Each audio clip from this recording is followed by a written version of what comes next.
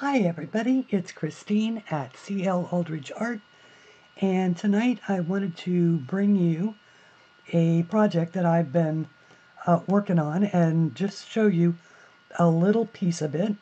I have been coloring, normally I color only the art that I draw, but I do occasionally color in other people's books, and one of the projects that I've been working on is in romantic country. And let me move some of these things out of the way and show you the page that I am working on. And this is, for those of you who have this book, you know that Eriy, who drew it, drew the garland and the table with all the food, but otherwise left it blank, all out here for interpretation. And some people have interpreted it as an outdoor scene. I have chosen to interpret it as an indoor scene. And so I have added a floor and windows and paintings in the background and a grandfather clock, woodwork, and all of that. And I was wondering how in the world I was going to color this woodwork. Because I didn't know if I wanted to make it a rug or a plank floor, a stone floor, make it like a stone castle, put fancy rugs or something like that down.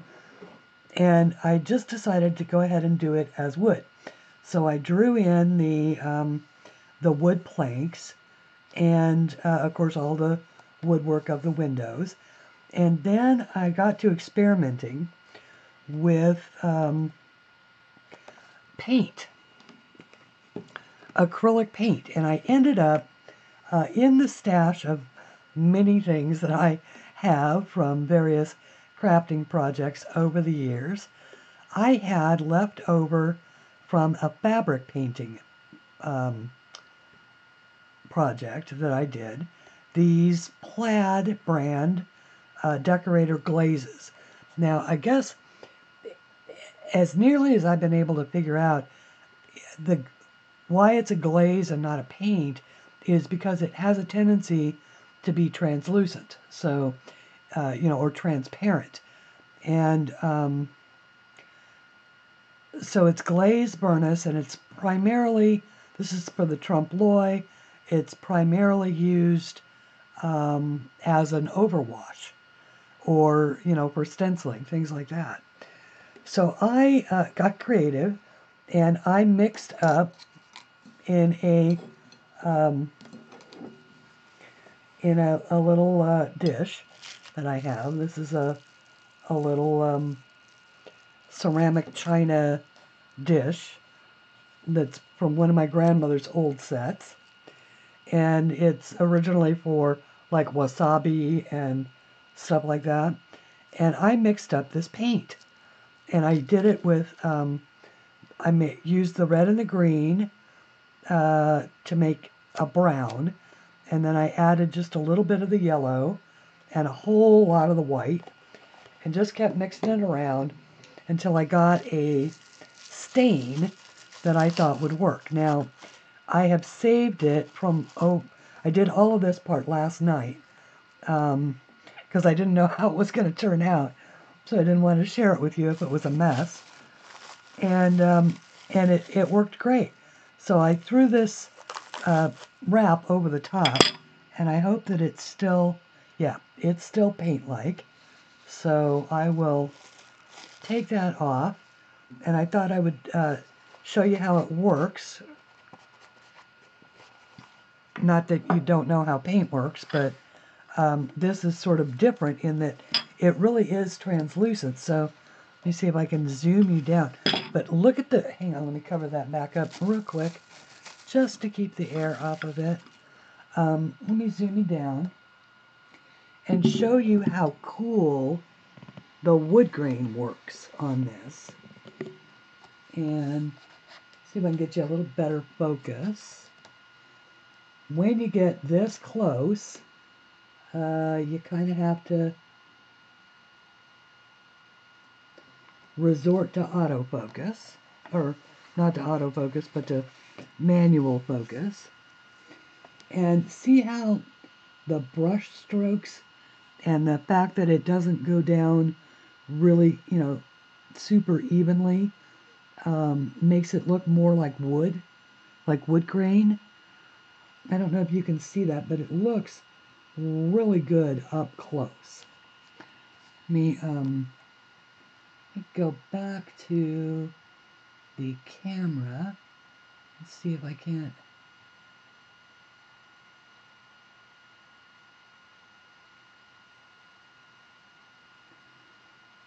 There we go. So you can really see how that wood grain comes through. And it does that up here on the windows as well. So I thought I would show you how it works sort of in action. And this is that other window, and all of this is woodwork. This is the bottom of the chair. And so I have a series of 3 different sizes of brushes that I'd gotten wet last night, and I just went ahead and kept them all wet over to tonight. And because I always like to dip paint into a fairly wet brush.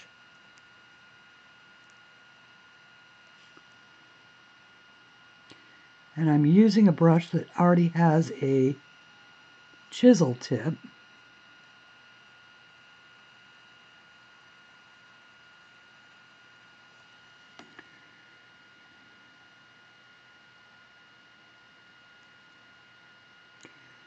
Because I want to be able to get into those little tight corners. And it leaves these little puddles, but you can see if I can get out there ahead of it. I apologize if there is a shadow of my hand. I just needed to try and get some paint down there, and I'm working on this particular edge without trying to spin the book for you. But I love it when we get creative with our coloring and use things that maybe weren't designed for coloring in a coloring book, but nonetheless, we kind of make it work. And see, I can actually get a lot of that. I've loaded that brush up too much.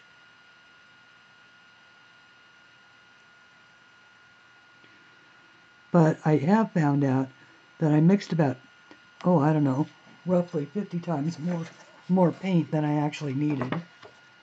And when you have a page like this, it helps if you put a blotter behind it. But see how that smooths out so easily? And it really is cool that it looks just like wood grain with the brushes. It really is like magic.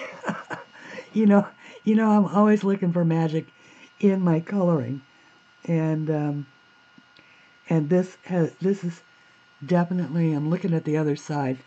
This is actually all wood as well. I drew it, so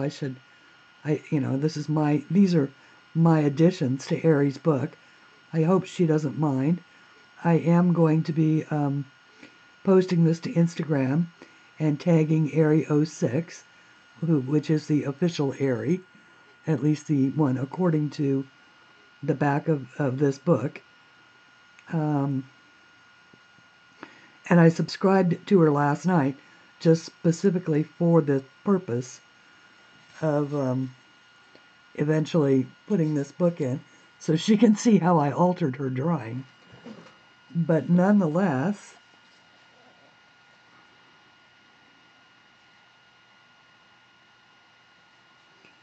I just wanted to show you how using glaze acrylic paint instead of flat or matte acrylic paint can give you this cool effect. It's just exactly like how you would think wood stain would look. I don't know that you could actually use wood stain. I haven't tried it, but maybe you could. Who knows? Maybe that's an experiment for another day. I bet you I'm probably have some leftover wood stain around this house somewhere. I did, in fact, redo some of my hardwood floors in my guest room. So, but that was 20 years ago. By the way, this paint is at least, and I do mean at least 20 years old. And I did have to add a little bit of water to it. And I used a, oh, you know those wooden shish kebabs? Those ones that you can buy at the grocery store for like $1. They're made of bamboo. I just broke one of those in half and used it as a little paint stirrer so that I could throw it away. But I added just a capful of water, and then to the little bottles, and then just mixed away until it got to a consistency where it was, you know, liquid again. Okay, and then I can, probably shouldn't have done that part before I did this part.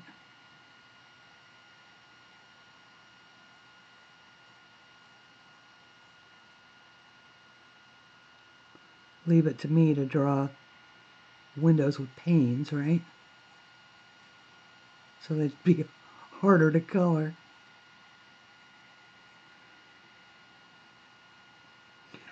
But I'm going to make it a stormy day outside, which is why their picnic is, or their afternoon tea has been driven indoors. So I've got a whole story going on in my head about my coloring page. They were going to have their fancy afternoon tea outside, but they can't because it's raining. So they brought it inside.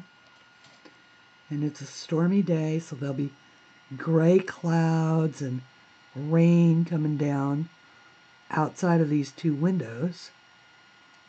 And yet they're inside with the lovely candles and their yummy little cakes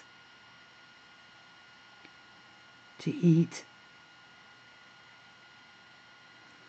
And their beautiful wood floors and you know, walnut wood paneling.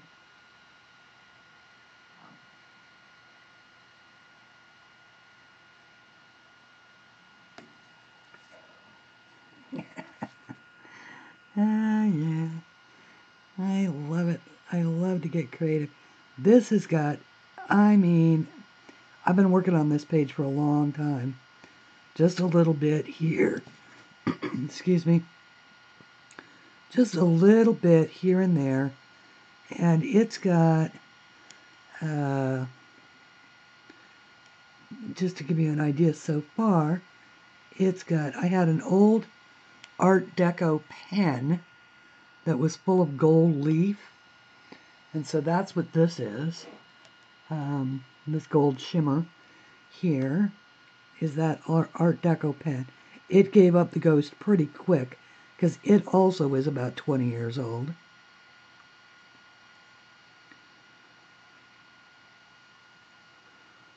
But it lasted long enough for me to do the little gold work in this. Of course, you know, if I had Cola Rose or something like that, I could have done that. And I do have the Jacquard Pearl-Ex paints, but I didn't want to, or pigments, but I didn't want to make any up, just for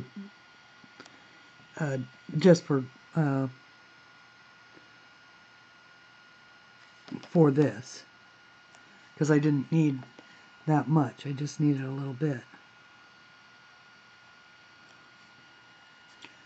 Okay.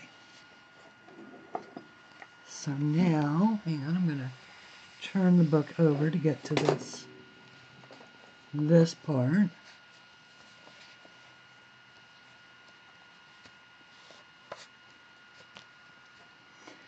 And that is part of the garland, so I'm not going to color that.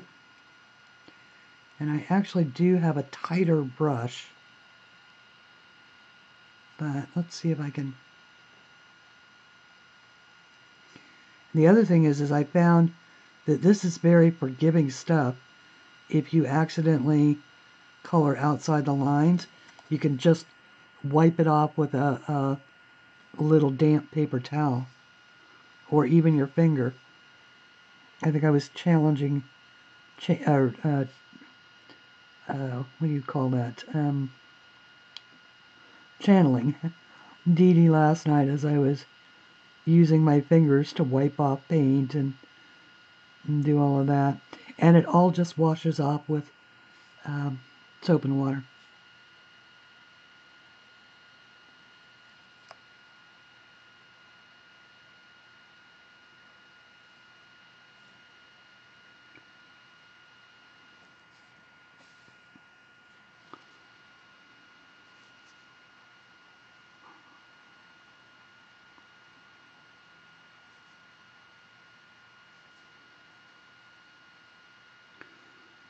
But I like a shortcut for wood, for wood that works, because, and this is a gorgeous color, guys. Let me tell you what, this is a beautiful wood, it's a really pretty wood grain when it's dry. At first I thought it was, because it looks like milk chocolate. I mean, it really does look like milk chocolate here in the dish.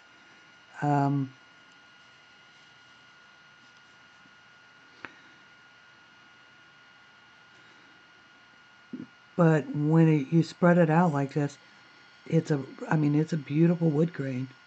And see how it picks up all of the little puddles though, and still, when you go over it a second time with maybe a little drier of a brush, how it makes a brush stroke. I mean, that's all part of the art. You just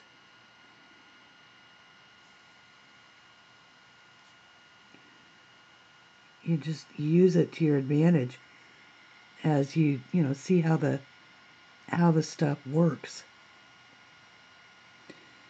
And I love the fact that it's translucent, so you can see the all of the woodwork and carving underneath.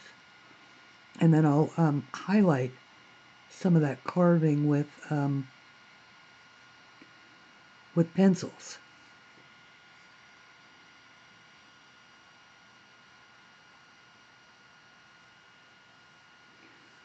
You just want to make sure that you don't put too much paint on, because otherwise it can get gloppy. And a little bit goes a long way.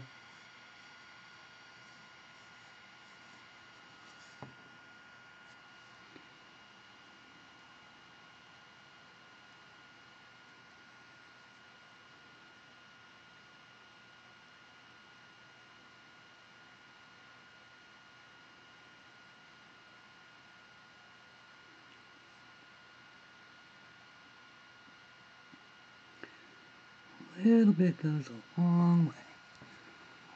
Okay. See if I can get just that little bit. There we go. Okay, yeah, that looks good. Now I'm going to switch to an even smaller brush to get inside these smaller areas. Just because it's a little bit easier. So these, by the way, are just, I picked these up over at Walmart. They're the Yangzhou China brand. It's actually a PLAID product, just like the, just like the paints are. And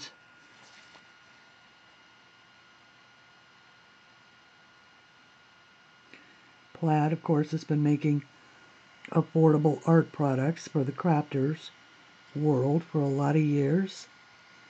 So it is a brand that's, you know, it's not the best, but it's pretty good middle of the road kind of thing. I think that if you're going to use paints and things like that in your coloring books, you don't want to use your, you know, your good watercolor brushes or your, unless you're working with watercolors, you know, but you wouldn't want to use your good brushes to do acrylic paint in coloring books.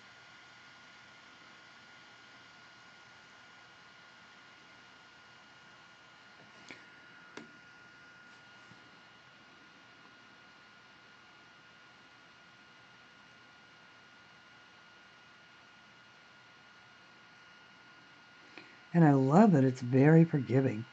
This glaze is very forgiving. You can just, you know, if you get a little area that's got too much or something like that on it, you just can wait and go back and pick it up. Oops. Don't want to get off screen. I'd also rather not, oops. I can plainly see that I am going to need to turn this book over one more time. Otherwise, I'm going to end up with my wrist in wet paint. So let me do that. Move stuff around. Put the brush in my mouth. So, oops. Where are we? Where do I want you to be? Right there. Uh-oh. That lands my book on my computer. Let me move the computer. Okay. Oops. Oh, there's something under here. Okay.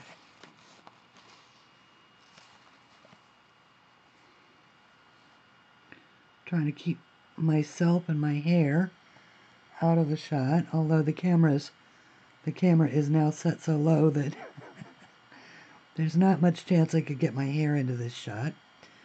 For those of you that were at my stream or who saw the stream on Sunday, my apologies for the hair shots, as I was trying to color and see what I was doing.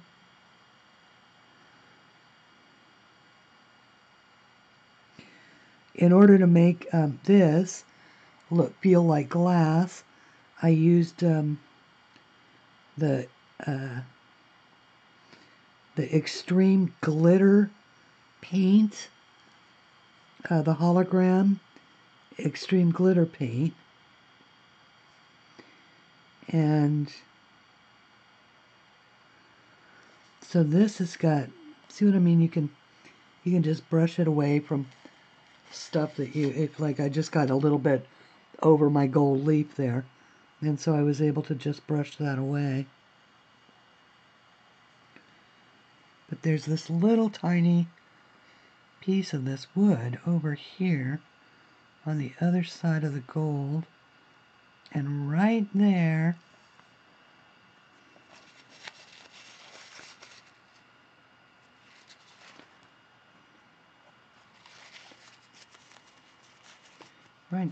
in the gold. I can always touch up that gold leaf later.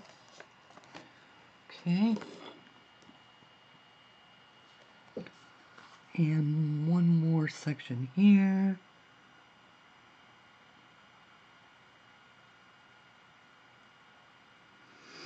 Yeah, I've been working on this page, you know, just a little bit here, a little bit there. I'll take it out. It's mostly done in Neocolors, or not Neocolors, but Inktense. And I'll take it out and I'll, you know, add a couple of things. The tablecloths really gave me a tough time deciding what I wanted to do with those. I have messed them up several times, and then figured out a way to fix the what I messed up. Like originally, a lot of these pink roses were yellow, actually were like an apricot. Well, yeah, it was like an apricot yellow, but it turned out I didn't like it. So I went over those with a white glaze. You know, exactly this white glaze right here, and because it was translucent, it because the problem is of course I wasn't going to be able to change the color to pink because I already had so much red down on it with the apricot. So I brought it back to nearly white, and then went over it again with the pink, and the pink went right over that glaze. The pink ink tints went right over that glaze without any trouble at all. So that's, you know, you'll hear me talk about if a page is a hot mess, and you'll eventually figure out how to fix it. Just stop working on it until you figure out how you want to fix it, and then just fix it. Okay. By Jove, I think that is what I wanted to show you. And the only other thing that I wanted to show you is that I used a couple of the other things that I used. A couple of other changes that I made, of course, besides adding a background, is I gave our little guy an eye, because otherwise his eye was closed. And, of course, I've added the background. Yeah, it's these. These were all orange, and I managed to get them back down to pink with the things. And of course, I've added shadows underneath and underneath the table, and some highlights to the grapes so they shine, and some dots and highlights to the cupcakes, and various things like that.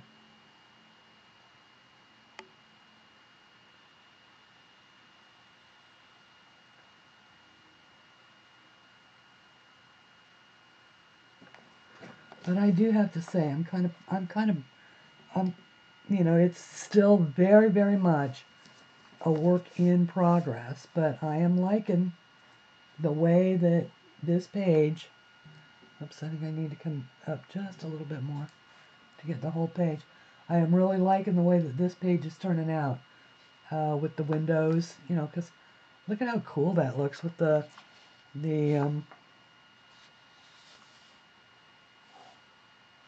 wood windows and the wood floor. I'm going to do the walls, I'm going to paint green. They're going to be like a dark emerald green.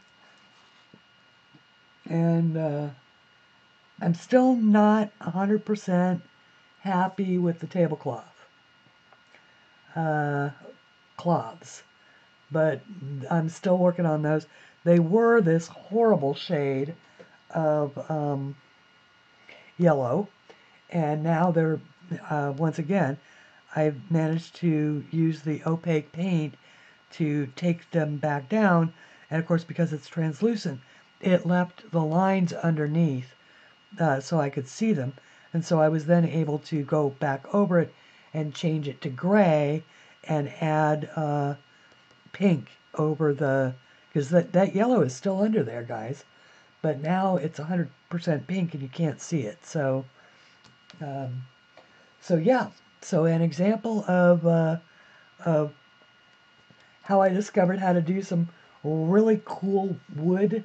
I mean, because all of that's just plain paper, absolutely plain paper, and all of that is just the brush strokes, just the natural brush strokes with the way that you know, paint mix turned out. And so I'm very, very pleased with that. And I just wanted to share. And I hope that you enjoyed this video and think outside the box. And as you're thinking outside the box, always color something pretty. This is Christine Aldridge. Thank you for joining me. Goodbye. Until next time.